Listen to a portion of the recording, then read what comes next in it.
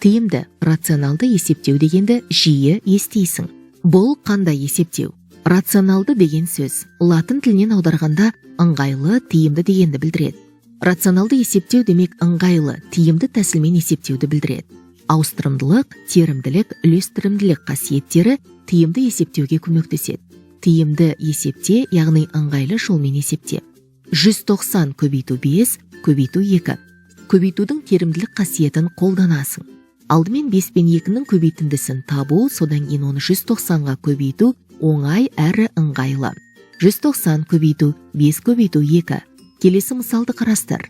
900 бөлу 5 көбейту 9. Алдымен 900 бен 9-дың бөліндісін, содан кейін алынған санды 5-ке бөлу оңай және ыңғайлы. Есепті тиімді тәсілмен шығар.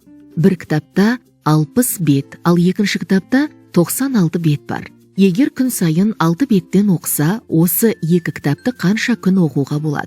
Бұл есепті екі түрлі тәсілмен шешуге болады.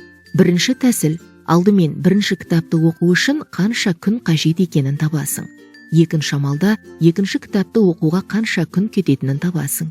Енді барлығы қанша күн қажет екенін табасың. Екінші тәсіл, алдымен екі кітапта барлығы қанша бет екенін табу оңай әрі ыңғайлы. Кітап бетінің жалпы санын біле отырып, қанша күн қажет екенін табасың.